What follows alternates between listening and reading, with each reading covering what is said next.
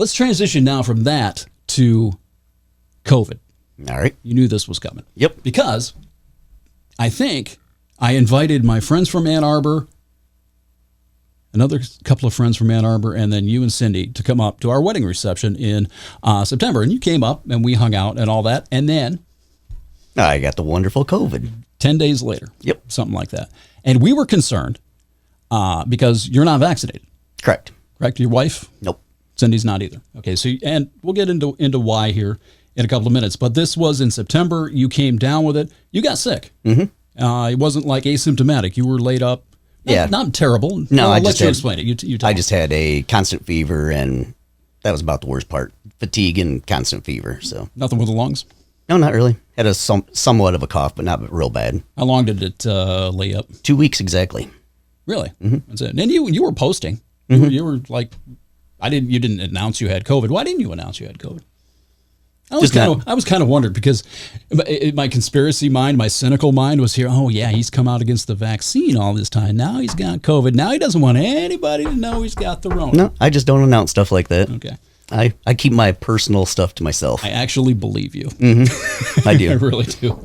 But we were concerned, or I was concerned because my wife she deals with COVID at work. She's in HR all the time. It's a big plant she works at, so she deals with it all the time. She understood that. Now, it's with Delta. I think you probably have the Delta strain that it's usually 2 or 3 days at the most, and then you start seeing symptoms. So he probably did not get that. No, our work had it really bad. So yeah, we had hundreds of people at our work had it. So right, my mom did not go to that reception. She's still around. She's still we could have went and got her. She refused to get the vaccine, and we were not going to bring her there. Mm-hmm. You're different. You're 50. You're healthy. Mm-hmm. You're not to be rude, but if you got sick there, it's your fault. Yeah, I can't take that attitude with my 83-year-old mother. Correct. When you got that, it was like everything kind of happened at the same time and fell into place, because it's like you have to have this conversation and this discussion. You have to really think about the consequences of not getting vaccinated, A, being accountable for your beliefs and your choices, B, if you're not going to get vaccinated, okay, that's fine. But if you get sick, that's your own ass. That's your own ass. And yep. How much sympathy do we give you? Right? Correct. You knew. Yep. I'm not going to be an asshole about it. I wasn't sitting here laughing at you or anything like that. But it's different for you being who you are as opposed to an elderly relative who you feel you have to protect from themselves even. Mm-hmm. Right? Yep. My wife, her brother-in-law is dealing with this. This is where it gets a little murky here. I don't know the guy personally.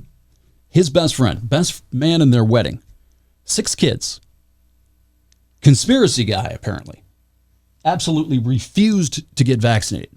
6 kids. Mm-hmm. He is in ICU, on a ventilator. I don't know if he's going to make it. How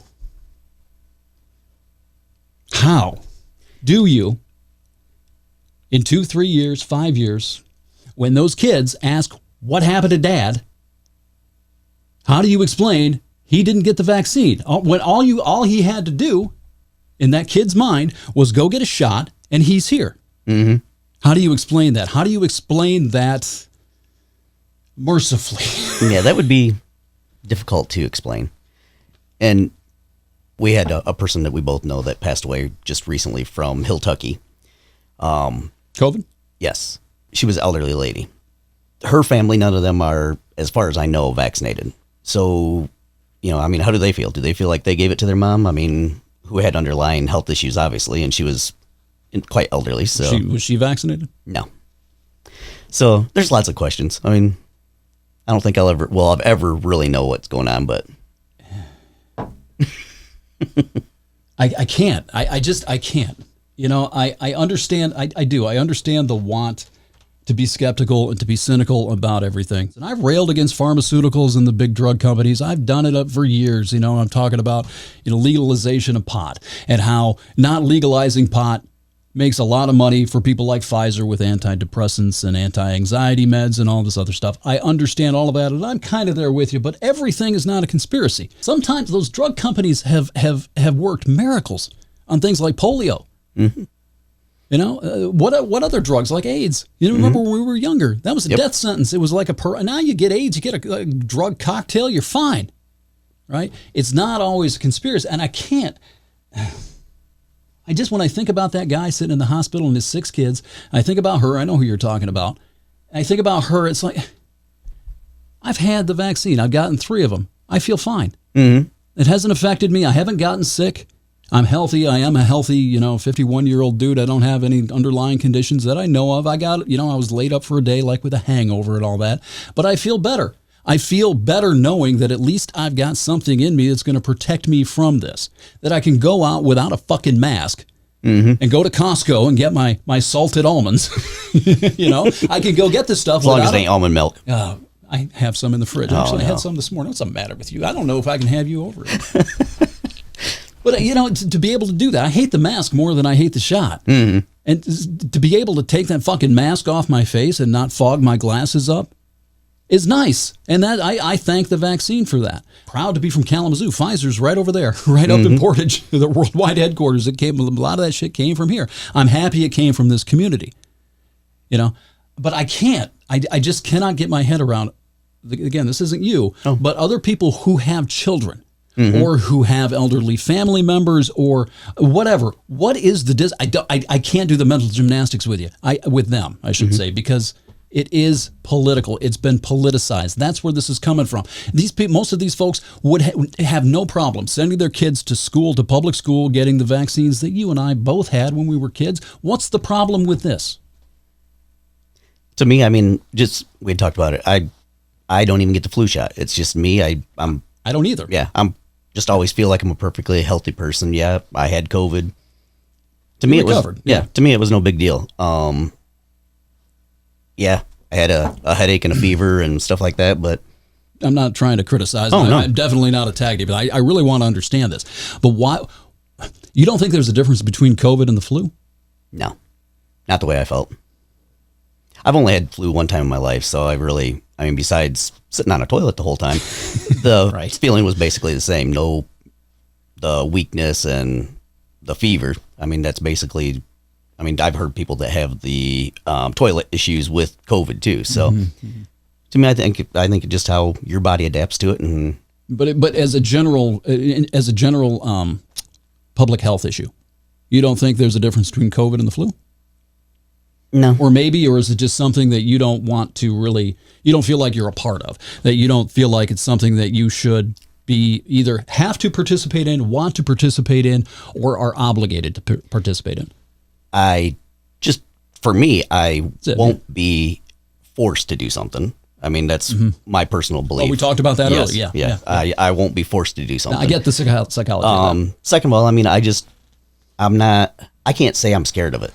And I'm not scared of the COVID. I mean, I've obviously, like I said, had it. I'm not scared of it at all. If there's another variant and I caught it, I think I'd have the same results. For all the elderly people who have underlying issues, that's totally different in my mind. If I had underlying issues, then... Children, does that factor in? You got young kids, do you think that factors in?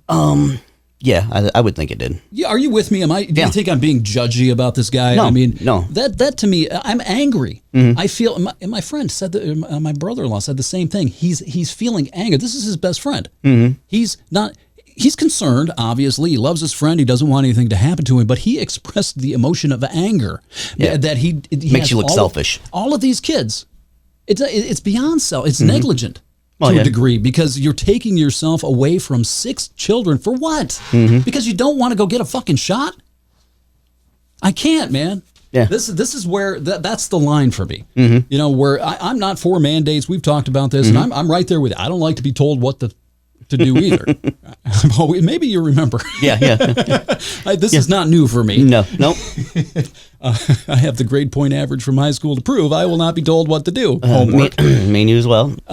But I think that's the line for me, is that if you're inflicting harm, not even physical harm like health-wise on somebody, those kids didn't do anything. You're harming them. You're taking their father away from them. Why? Again, that's... Well, you don't have kids. Yeah, that's a totally different world for me. So yeah, right. My donkeys probably won't get it. Donkeys are awesome. Finally got down to your place. And I wanted to meet these guys. What do you got, 6? Yes, 6. 6, yeah. And you've got the fuckers are huge. Mammoth. Yeah, mammoth. They're not. That's not an adjective. That's a breed, right? Yeah, mammoth donkey. They're huge. They're bigger than horses. They're usually about the same size or a little bit bigger, yeah. I didn't know they made them. I had no idea. I didn't know. I got up next to that thing. It's like, oh, I got a thing. I don't even like horses. Horses don't like me. You'll have to look up Romulus. Romulus? Lives here in Michigan, largest donkey in the world. You told me about that. Yep. Yeah. How big is he? I can't remember how big he is, but he's ginormous. Yeah. He makes mine look like they're small. Yeah, that's what she said. Yeah, well, that's normal for me.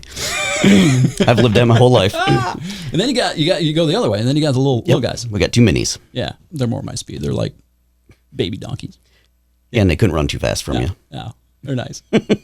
So, You can ride them. yeah, maybe next time. I'll ride the little guys. Oh, okay. Your feet will be dragging the ground. Look like I'm at the kiddie fair.